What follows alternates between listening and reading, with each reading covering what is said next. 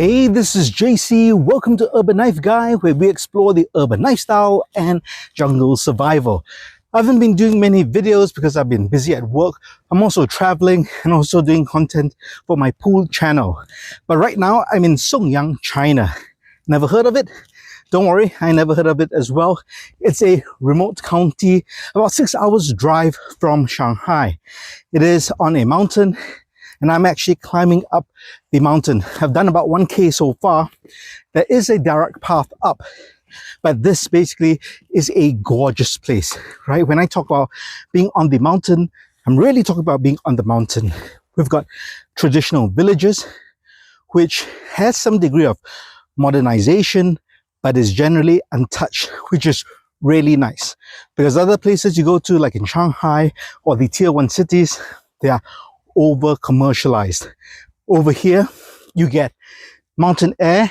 It's really cool, about 14 degrees Celsius. You have the nature, of course, very little pollution. In fact, cars can't even come up to the location I'm in. Everything has to be hand carried up, so things can be, of course, very expensive as well. But very picturesque and just beautiful, as you can see in the shots here. And what I'm doing is I'm climbing up a mountain trail to get up to the top of the mountain. Now, as you can see, this is still more or less a tourist trail, as there's a proper paved way. There's even a railing. And I'm not really going to go jungle bashing here. I don't have the gear for that, but I do have EDC gear. I'm traveling with my family. We do have some elderly parents.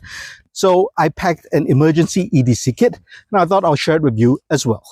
Okay, so here are the 2 EDC pouches I carried. Now, when I put together EDC pouches, it's always based on the situation, scenario, or circumstance that I think I'm going to be in. And as mentioned, this time I'm doing light hikes up the mountain, but I'm with family, with elderly people. So really a lot of focus is on first aid, not so much survival, although we have some survival items inside. So let's talk about the first aid kit first. So this is actually something that I use for my bushcraft and hiking and camping trips. You would have seen this before if you follow my channel. So I'll just quickly go through it. This is a Helicon Tex first aid pouch. I have that just for fun. It's not for medics, it's for myself in case I forget my own blood type. And then you get this pouch, which you can open up just like that. Let's start on this left side over here. This is mainly all the medication. We have some medicated oil. I won't carry this myself, but again, for parents, they would like that sometimes when they feel nauseous. We've got some eye drops. We've got various oral medication from painkillers of varying degrees from, I would say it'll be from light, medium to heavy. And we've got some things for cold and flu as well. More eye drops. I have even more medication, charcoal pills as well. So this is more for stomach, that's for diarrhea. And then we've got some electrolytes over here. And then just some hand sanitizer, which of course can be used as fuel for fire as well. And that's about it over here. On this side is mainly boo-boo kit. So we're talking about band-aids. We've got different plasters. We've got some antiseptic cream, and this one has iodine inside as well, so it's pretty good. And various bandages of various sizes. I won't take that out right now. I've got more first aid in the other pouch, so let's check that out. So this is my EDC emergency pouch. It's a Max Expedition EDC pouch. They have a great series of pouches. Do check out the video in the link in the card above or description below for a look at a variety of their pouches. Really good stuff. And I wanted something sizable that could fit a lot of gear in, but yet not too big that becomes impractical to be carrying around. Because remember, I am carrying a first aid kit already, and I'm carrying this. So that's actually a lot of gear for me. If I'm just traveling alone, I would never carry so much gear. I would just carry one pouch. So in the front over here, I've got some zip ties and I've got some steel cable. Again, these are just mainstays of my own EDC kits. A little Stay Sharp with a durian. That's a tropical fruit that's very spiky. So that's a pun on that. And then let's have a look inside.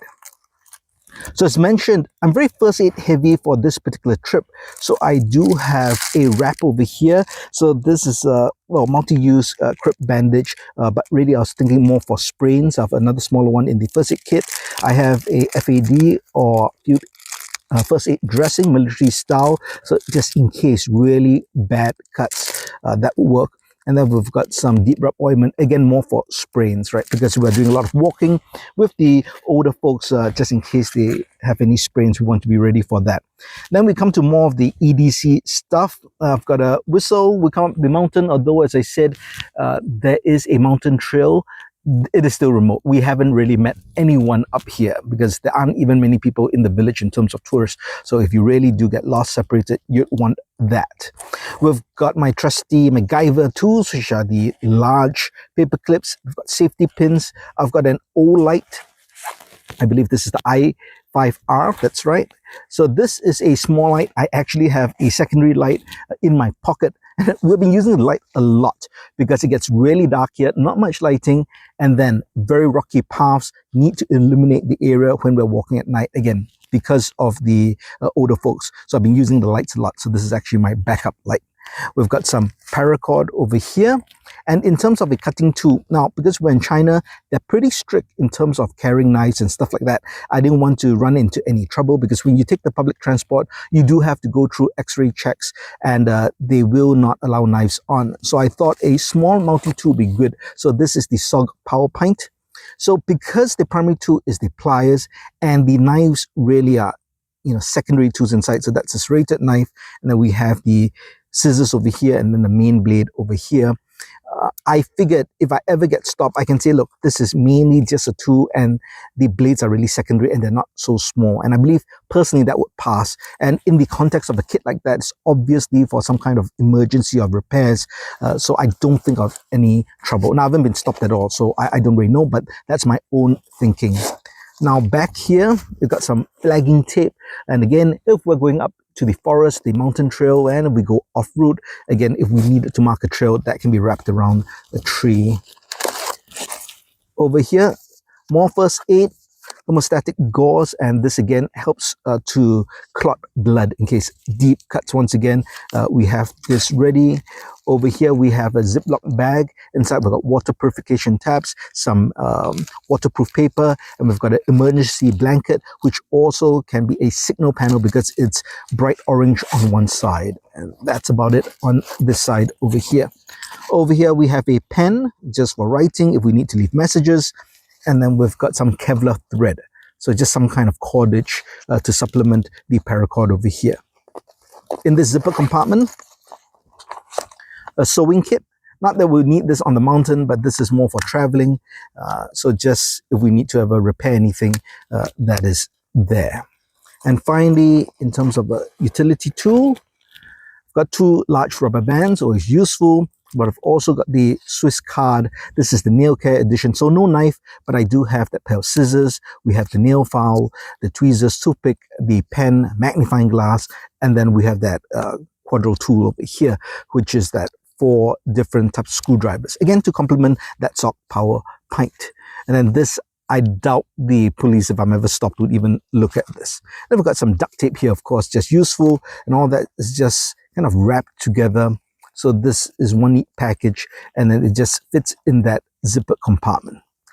Well, there you have it. These are my EDC kits for this particular trip.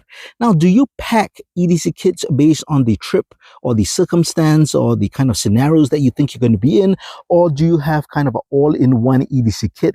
Do let me know your thoughts in the comments below. Well, I did go on a hike by myself. I went before dark, but I was making my way all the way up and night has fallen. I reached the top, nothing much to see because the trees all around, but I'm going to make my way down because it is really dark. I'm not familiar with this trail, so I need to get through and find my way back because it is a bit of an overgrown off-trail kind of a path. So it's very easy to get lost, right? Everything looks the same. So I'm going to make my way down carefully. And you can see how dark it actually gets. I have my light now, but without my light, you can see it's pitch dark. So in any case, I hope you enjoyed this video and my experience here in Songyang. If you liked the video, please give it a thumbs up. And if you like the content in general, please subscribe to the channel and hit that notification bell. Thanks for watching. Talk to you soon.